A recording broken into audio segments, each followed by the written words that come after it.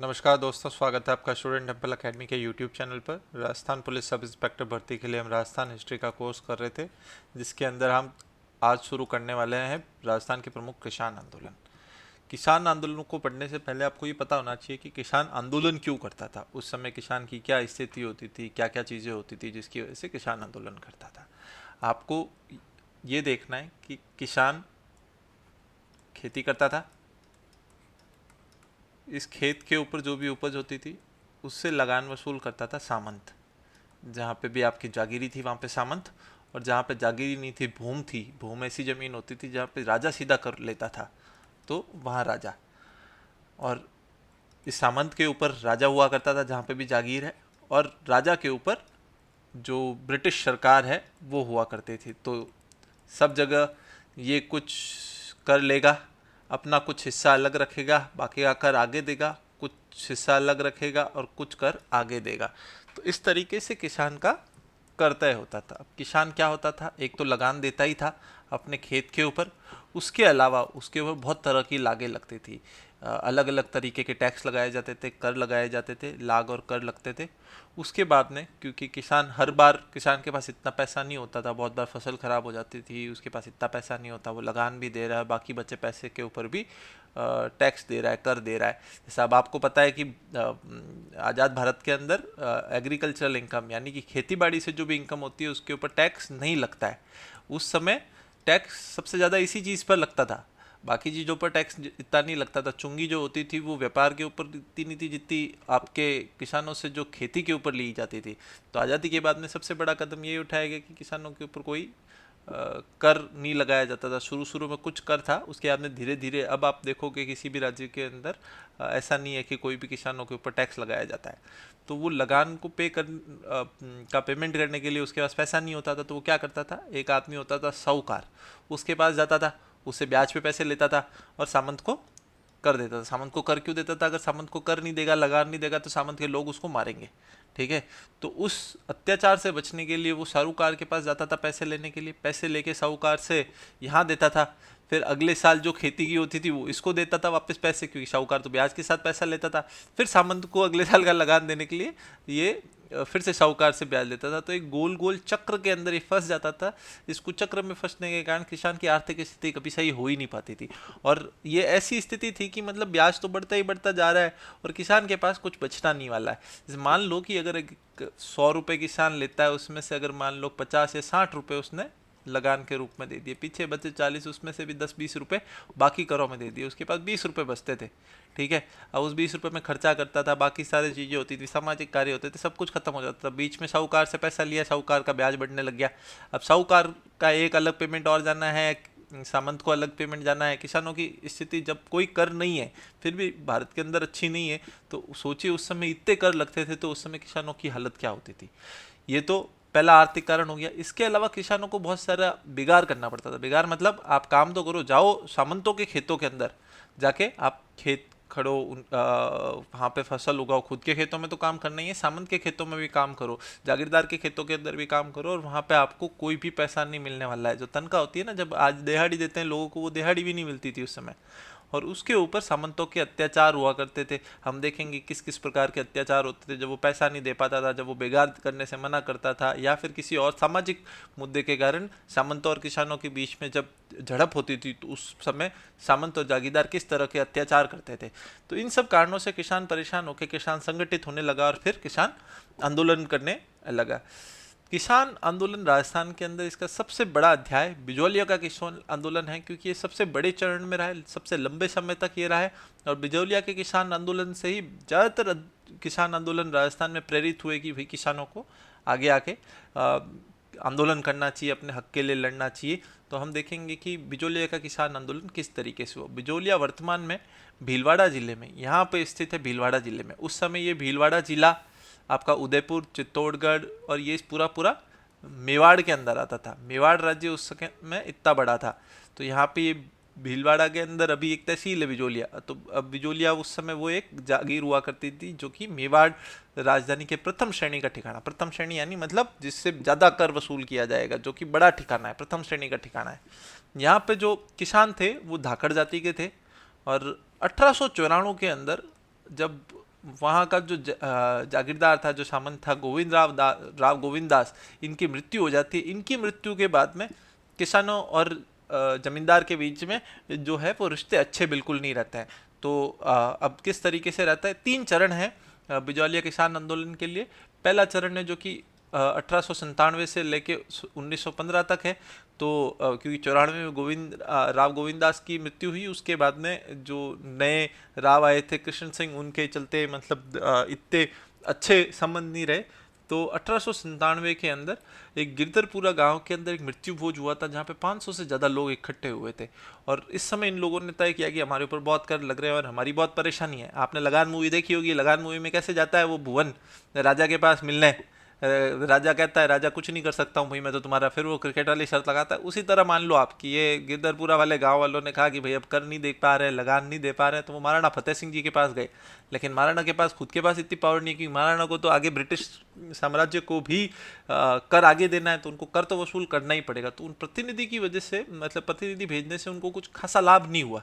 लेकिन इससे क्या हो गया कि जमींदार परेशान हो गए। जमींदार कहे कि भाई ये राजा के पास मेरी शिकायत लेके गए, तो जमींदार उनसे उखड़ा सा हो गया। तो जो जमींदार थे कृष्ण सिंह, इन्होंने एक नया कर लगाया जो कि चवरी कर था। अब चवरी कर क्या होता था कि मतलब जब भी किसी लड़की का विवाह करोगे उस समय 13 रुपये का कर राजस्व में दोगे। कहीं कहीं कुछ किताबों में ये लिखा होता है ये 5 रुपये का कर है, पर आपकी राजस्थान अध्ययन की किताब में 13 रुपये लिखा हुआ है, तो आप 13 रुपये मानकर ही चलिए, 13 रुपये का कर लगेगा।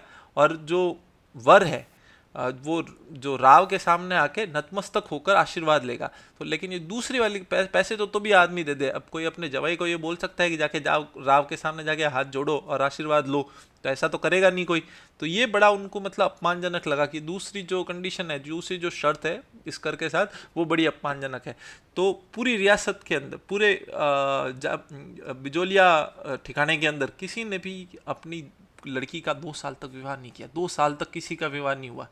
तो इससे लगा कि भाई ये तो गड़बड़ हो रहा है, मतलब तो राव को भी पता लगा। तो उन्होंने कुछ रियायतें दी कि मतलब थोड़ी ढील छोड़ दी, कभी पैसे लेता था कभी नहीं लेता था, ये नतमस्तक होने वाली बात को थोड़ा पीछे खींच लिया। उसके बाद में 1906 के अंदर कृष्ण सिंह की मृत्यु हो जाती है। अब कृष्ण सिंह के कोई बच्चे थे नहीं, तो उनकी जगह पे एक पृथ्वी सिंह उनके संबंधी थे जो कि जागीरदार बने वहाँ के। अब क्या होता था कि जब भी कोई नया ठिकाने का ठाकुर बनता था तो उस समय तलवार बंदाई की एक प्रथा होती थी। अब उसको जाना होता था राजा के दरबार में और तलवार बंदाई की एक रकम देनी होती थी, क्योंकि अब नया सामंत बना है, नया ठाकुर बना है, तो तलवार बंदाई के लिए वो कुछ पैसे देते थे। तो तलवार बंदाई की जो रकम है, पृथ्वी सिंह ने क्या किया कि जब वो तो अदा तो कर दी, लेकिन उसको वसूल करने के लिए नया कर डाल के जनता के ऊपर भार डाल दिया। तो इससे लोग बड़े खिन्न हो गए कि मतलब ये क्या है, तलवार बंदाई की रकम तो ठाकुर खुद देता है, जो उसके पास पहले से कर बचा हुआ है उससे देना चाहिए, जनता के ऊपर ये भार थोड़ा ना डाला जा सकता है, जनता तो सामान्य कर देती है। तो ये एक नई चीज़ पृथ्वी सिंह ने कर दी थी, ऐसा पहले नहीं होता था। तो एक किसान नेता थे साधु सीताराम, ये वैसे तो ठिकाने के पुस्तकालय में काम करते थे, लेकिन ये किसान नेतागिरी करते थे, तो इनको सेवा मुक्त कर दिया कि भाई आप यहाँ से टाटा बाय बाय हो जाओ, आप यहाँ से निकल लो। 1914 के अंदर फिर पृथ्वी सिंह की मृत्यु हो गई। पृथ्वी सिंह की मृत्यु होने के बाद में उनका जो बेटा था केसरी सिंह, वो ठाकुर बना, लेकिन वो बड़े अल्पायु थे, मतलब छोटी सी उम्र में बन गए। क्योंकि आप देखो पृथ्वी सिंह भी मतलब ज़्यादा नहीं 8 साल तक ही जागीर चलाई उन्होंने।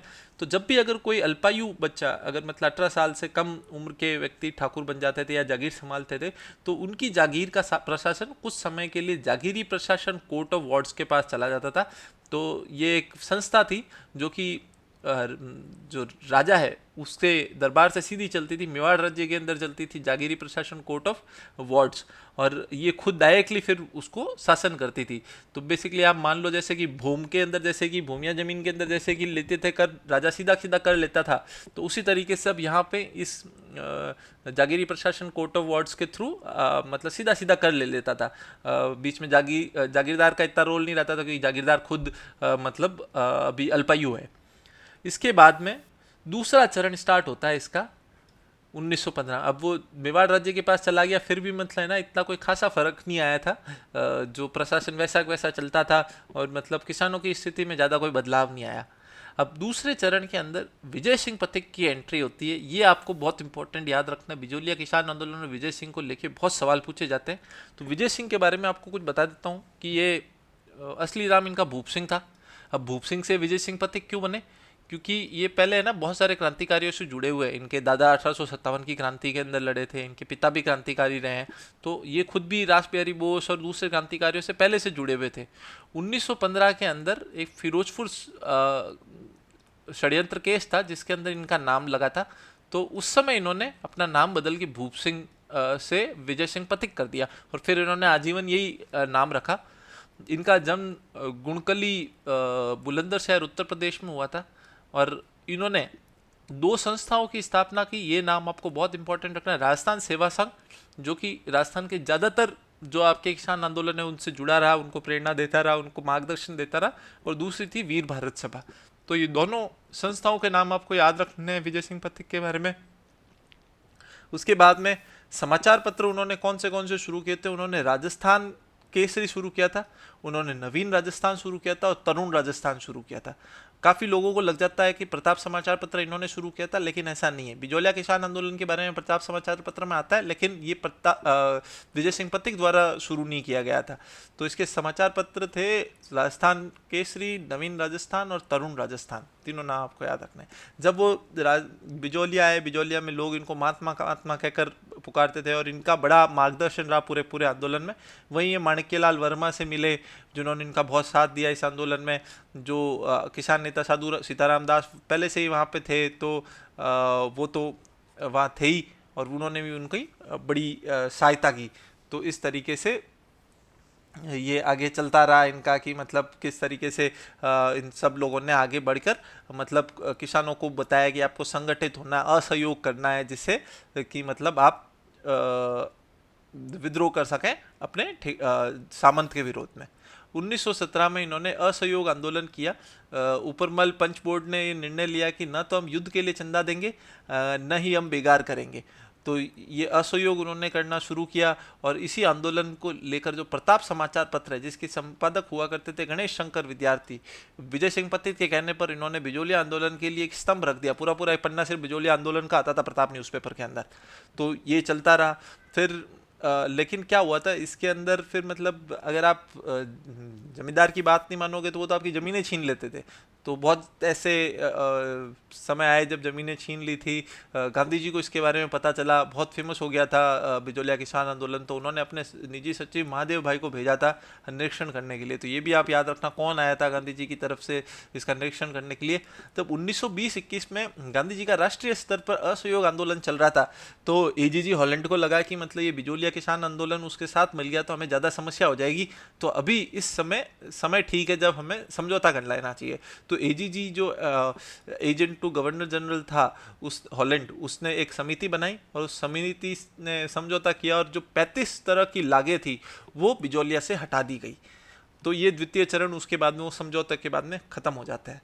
फिर तीसरा चरण आपका शुरू होता है 1923 से लेकर 1941 तक चलता है। अब तीसरे चरण में फिर समस्या इसलिए आई कि जैसे ही वो असहयोग आंदोलन खत्म हुआ और सब थोड़ा माहौल ठंडा होने लगा राष्ट्रीय स्तर पर, तो इन्होंने समझौते को तोड़ दिया और नई लागें लगवा दी, क्योंकि उस समझौते में लिखा होता है 35 लागें तो हटाई जा रही है और नई लागें नहीं लगाई जाएगी। तो उन्होंने नई लागें फिर से लगा के जो पहले जिस तरीके की लागें लगती थी वो लगाना शुरू कर दिया। इन्होंने लगान का प्रतिशत भी बढ़ा दिया, पहले जितना प्रतिशत दिया जाता था उससे लगान का प्रतिशत भी बढ़ा दिया। 1931 के अंदर इन्होंने एक छोटा सा समझौता किया था लेकिन उसका पालन नहीं किया, और जब लोगों ने असहयोग किया तो उनकी ज़मीनें जब्त कर दी। अब 1931 के बाद में जब ज़मीनें जब्त हो गई, और उस समय क्या था, मेवाड़ के अंदर प्रजामंडल आंदोलन चल गया था, प्रजामंडल बड़ा सक्रिय हो गया था। जब हम प्रजामंडल को देखेंगे तब भी आपको पता लगेगा, टाइमलाइन मैच कर जाएगी आपकी कि समय सीमा वहीं पे थी कि मतलब उसी के आसपास प्रजामंडल आंदोलन भी मेवाड़ के अंदर बड़ा प्रचलित था और बहुत तेज चल रहा था। तो उस समय उसको देखते हुए मेवाड़ के जो दीवान थे टी विजय राघवाचार्य उन्होंने कहा कि मतलब इस समस्या का समाधान करना चाहिए और हमें एक समझौता कर लेना चाहिए लोगों के साथ, और उनकी सारी ज़मीनें लौटा दी। तो इसके बाद में करीब करीब ख़त्म हो जाता है आपका बिजौलिया किसान आंदोलन। अब क्या है कि जो 1927 के आसपास करीब आपके 1922 के आसपास करीब ये जो आपके विजय सिंह पथिक है ये अरेस्ट हो जाते हैं, ये जेल चले जाते हैं, 1940 में उनकी शादी हो जाती है और उसके बाद में वो भी मतलब इस किसान आंदोलन से दूर हो जाते हैं। तो मुख्यतः जो विजय सिंह पथिक का रोल है वो आपके द्वितीय चरण में ज़्यादा रहता है। उसके बाद वो 5 साल तक जेल में भी रहे थे, तो इसलिए उसके बाद में ये इससे हट गए थे। लेकिन उनका सबसे ज़्यादा योगदान माना जाता है इस आंदोलन से, और इसी आंदोलन ने बाद में बाकी सारे आंदोलनों को भी प्रेरित किया। अब जब बिजोलिया के अंदर आंदोलन हुआ तो उसी से प्रेरित होकर बेगू, जो कि एक दूसरी जगह थी मेवाड़ राज्य के अंदर ही, आपका ये मेवाड़ राज्य में आपको बताया था कि ये आपका मेवाड़ राज्य था, और इसके अंदर बेगू के अंदर फिर आंदोलन शुरू हुआ। इनको भी कर, लाग बाग और बैठ बेगार सामंती जुल्मों से परेशान थे। जो चीज़ें हमने ऊपर देखी, सब जगह किसानों की समस्याएं सेम थी कि बेगार करनी पड़ती है, सामंत जुल्म करता है, लागे लगती है, कर लगता है, लगान देनी पड़ती है। तो यहाँ पे जो किसान नेता थे, बेगू किसान आंदोलन जब भी आए तो राम नारायण चौधरी का नाम आप याद रखना। राम नारायण चौधरी ने 1921 के अंदर मैनाल भैरकुंड के अंदर एक जगह पर बहुत सारे किसानों को एकत्रित किया, और वहाँ से इन्होंने आंदोलन की शुरुआत की। सामंत किसानों को दबाते रहे, उनके जो आंदोलन थे उसका दमन करते रहे। ज़्यादा शुरू में इनका कुछ भी समझौता नहीं हुआ। 1923 के अंदर क्या हुआ कि रूपजी और कृपाजी नाम के दो व्यक्ति थे, रूपजी और कृपाजी धाकड़, ये गोलीबारी में शहीद हो गए। जो ये सामंत इसको दमन करने के लिए लाठीचार्ज करवाते थे, गोलियां चलवाते थे, तो ये दो शहीद हो गए। उसकी वजह से इस आंदोलन ने विकराल रूप ले लिया। तो फिर जो ठाकुर थे बेगू के, अनूप सिंह, उन्होंने, और राजस्थान सेवा संघ वही है जो विजय सिंह पथिक ने स्थापित किया, उनके बीच में एक समझौता हुआ, तो उसको बोल्शेविक समझौता कहते हैं। अब बोल्शेविक समझौता क्यों कहते हैं? बोल्शेविक समझौते की संज्ञा इसलिए दी गई, बोल्शेविक मतलब जो वर्कर क्लास है, जो मतलब जिसके पास कुछ नहीं है, उनके और जो सामंत है, जागीरदार है, उनके बीच में जो समझौता होता है और उसमें लोगों को अपने हक मिलते हैं, तो उसको बोल्शेविक समझौता कहते हैं। तो इसलिए इसको बोल्शेविक समझौता कहा गया है। एक रशियन क्रांति से जुड़ा हुआ एक शब्द है, आपको बस याद रखना है कि ये बोल्शेविक समझौता कहा जाता है इसे। इसके बाद में, क्योंकि ये आपका मेवाड़ राज्य था और मेवाड़ से पास में आपका बूंदी राज्य था, तो इसी वजह से मेवाड़ के अंदर के जितने भी आंदोलन थे उसका बड़ा प्रभाव बूंदी के अंदर पड़ा। तो बिजोलिया से जो पास में सीमा से जुड़ा हुआ एक बरड़ क्षेत्र था, ये आपका जो है ना पूरा क्षेत्र बरड़ है। तो यहाँ पे मतलब क्रांति की अलग जगह राजस्थान सेवा संघ के कार्यकर्ता थे नैनाराम, जिन्होंने बूंदी के अंदर बूंदी के बरड़ क्षेत्र के अंदर किसान आंदोलन की कमाल संभाली। इन्होंने काफ़ी लोगों को इकट्ठा किया। डाबी गांव के अंदर एक किसान सभा आयोजित हुई थी, जिसके अंदर नानक भील और देवीलाल गुर्जर गोलीबारी के अंदर शहीद हो गए। उसके बाद में समझौते किए गए, जिसके अंदर कुछ रियायतें मिली और थोड़ा आंदोलन शांत हुआ। जब एक बार समझौता हो गया, उसके बाद में राजस्थान सेवा संघ से इनको मार्गदर्शन मिलना बंद हो गया। अब किसान है, किसान खुद से आंदोलन कर पाना बड़ा मुश्किल है, क्योंकि उनको घर चलाना है, उनको मतलब लगातार तो असहयोग कर नहीं सकते, उनको खेती तो करनी है। तो और मार्गदर्शन जब ऑर्गेनाइजेशन का नहीं रहता है, संस्था का नहीं रहता है, जैसे राजस्थान सेवा संघ ने भी उनको समर्थन करना ज़्यादा बंद कर दिया था कि ठीक है यहाँ पे समझौता हो गया, और फिर उनकी भी जो फोकस था वो कहीं और चला गया। तो इस वजह से आंदोलन कमज़ोर हो गया। इस आंदोलन को फिर से संगठित हुआ जब 1936 के अंदर हिंडोली में एक हुडेश्वर महादेव का मंदिर है, जहाँ पे 90 गांवों के मीणा और गुज्जर इकट्ठे हुए, और इन्होंने फिर आंदोलन का बिगुल फिर से बजाया। तो इतनी भीड़ को देखा, और मतलब जिस आंदोलन जिस विकराल रूप से चल रहा था, तो उसको देखते हुए फिर एक समझौता हो जिसमें चराई के कर में छूट दी गई, और जब भी युद्ध का ऋण, जो युद्ध से रिलेटेड पूरे रियासत के ऊपर जो ऋण है उसको वसूल जनता से करते, इसमें शक्ति का प्रयोग नहीं किया जाएगा, कि मतलब किसी से जबरदस्ती नहीं लोगे, किसी को मारपीट नहीं करोगे, वो सारी चीज़ें बंद की गई। ये समझौता बूंदी के अंदर हुआ। तो इसके साथ आपका इसका पहला भाग कंप्लीट होता है। इसके बाद में अब हम जाएंगे जयपुर, अलवर और भरतपुर साइड में, और आपका पूरा शेखावटी एरिया जो है वहाँ पे मतलब किस तरीके से आंदोलन हुआ। फिर शेखावटी से जो जुड़ते हुए पश्चिमी राजस्थान के हिस्से हैं, आपका मारवाड़ और बीकानेर, वहाँ पे भी ये आंदोलन किस तरीके से फैलता है, ये अगली क्लास के अंदर हम देखेंगे।